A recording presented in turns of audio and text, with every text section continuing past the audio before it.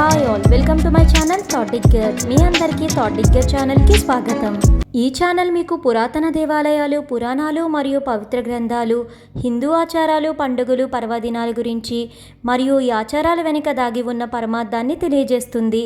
అంతేకాకుండా టీటీడీ మరియు ఇతర దేవాలయాలకు సంబంధించిన లేటెస్ట్ ఇన్ఫర్మేషన్ని అందిస్తుంది. గిరిజనుల కోసం మన్యంలో స్వయంభుగా వెలిసి మన్యదేవతగా విరజిల్లుతున్న శక్తి స్వరూపిణి శ్రీ మోదకొండమ్మ.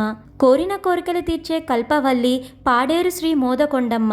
ఆంధ్రప్రదేశ్లో జరిగే అతిపెద్ద గిరిజన జాతర శ్రీ మోదకొండమ్మ వారి జాతర మహోత్సవము. ఈ సంవత్సరం పాడేరు శ్రీ మోదకొండమ్మ వారి జాతర ఎప్పుడు వచ్చింది, అసలు ఈ ఆలయ చరిత్ర ఏమిటో ఈరోజు వీడియోలో తెలుసుకుందాము. ప్రకృతి అందాలకు ప్రసిద్ధి పాడేరు మన్య ప్రాంతం. దట్టమైన అరణ్యం, పారే సెలయేర్లు, ఎత్తైన కొండ శిఖరాలు, పచ్చని చెట్లు, ఇలా వన సౌందర్యానికి ఉదాహరణగా నిలిచిపోయేదే పాడేరు.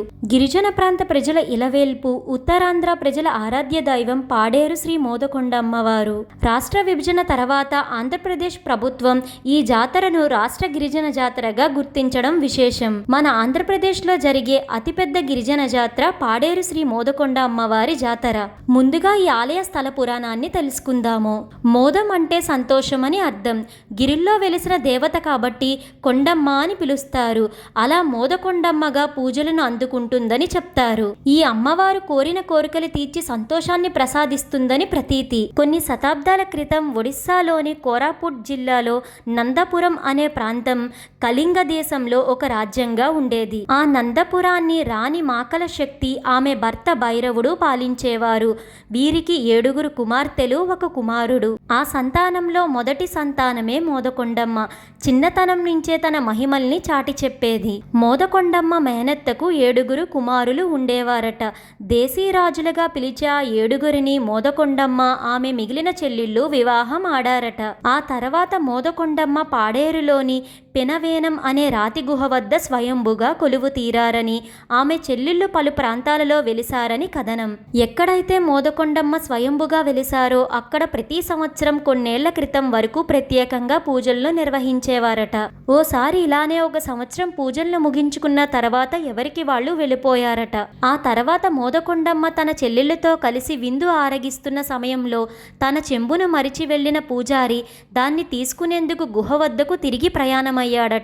దివ్య దృష్టితో ఆ విషయాన్ని తెలుసుకున్న శ్రీ మోదకొండమ్మ ఇకపై తన వద్దకు ఇంత దూరం ఎవరూ రావాల్సిన అవసరం లేదని, తాను విసిరే చెంబు భూమిపైన పడిన చోట తాను జన్మించినట్లుగా భావించాలని చెప్పిందట.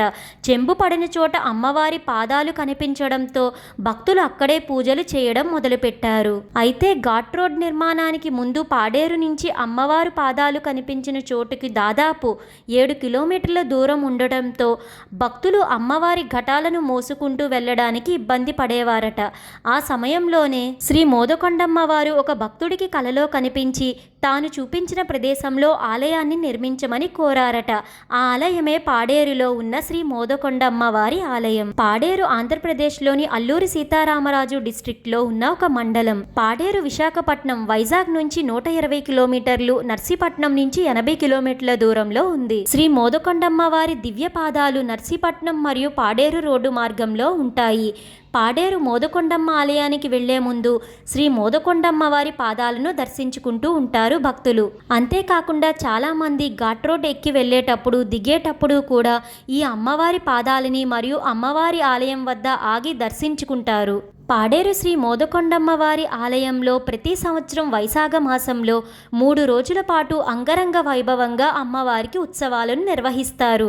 ఈ సమయంలో భక్తులు అమ్మవారికి మొక్కులను తీర్చుకుంటూ శుభకార్యాలను చేపడతారు. అల్లూరి సీతారామరాజు డిస్ట్రిక్ట్లో ఉన్న గిరిజనులు మాత్రమే కాదు, ఎక్కడెక్కడి నుంచో భారీ ఎత్తున భక్తులు వచ్చి అమ్మవారిని దర్శించుకుంటూ ఉంటారు ఈ జాతర సమయంలో. ఈ సంవత్సరం 2024లో పాడేరు శ్రీ మోదకొండమ్మ వారి జాతరకు సంబంధించిన పూర్తి వివరాలు ఇప్పుడు తెలుసుకుందాము. మే 12వ తేదీ ఆదివారం శ్రీ శ్రీ శ్రీ మోదకొండమ్మ వారి జన్మదిన మహోత్సవాన్ని అంగరంగ వైభవంగా నిర్వహించనున్నారు. ఆ తర్వాత మే 19 ఆదివారం నుంచి మే 21 మంగళవారం వరకు అంగరంగ వైభవంగా శ్రీ మోదకొండమ్మ వారి జాతర మహోత్సవాలు నిర్వహించనున్నారు. ఈ జాతర మహోత్సవంలో మొదటి రోజు 19వ తారీఖున అమ్మవారి కొలువు ఉత్సవం జరుగుతుంది. జాతరలో 2వ రోజు సోమవారం అమ్మవారి ప్రత్యేక దర్శనాలు, బోనాలు, ఘటాలు ఊరేగింపు వైభవంగా జరుగుతాయి. ఈ జాతరలో 3వ రోజు మంగళవారం శ్రీ మోదకొండమ్మ వారి అనుపు ఉత్సవం వైభవంగా జరుగుతుంది. ఇలా 3 రోజుల పాటు ఆంధ్రప్రదేశ్లోని అతిపెద్ద గిరిజన జాతర పాడేరు శ్రీ మోదకొండమ్మ వారి ఆలయంలో జరగబోతుంది. తెలుసుకున్నారు కదండి పాడేరు శ్రీ మోదకొండమ్మ వారి ఆలయ స్థల పురాణము మరియు ఈ సంవత్సరం జరగబోయే జాతర మహోత్సవం గురించి. ఈ వీడియో మీకు ఎంతగానో ఉపయోగపడుతుందని అనుకుంటున్నాను. మీ సపోర్ట్ కోసం ఈ వీడియోని లైక్ చేసి షేర్ చేయండి. ఇలాంటి మరెన్నో వీడియోస్ కోసం థాట్ డిగ్గర్ ఛానల్ని సబ్స్క్రైబ్ చేసి అక్కడే ఉన్న బెల్ ఐకాన్ని క్లిక్ చేయండి. ఓం నమో నారాయణాయ. Thank you for watching.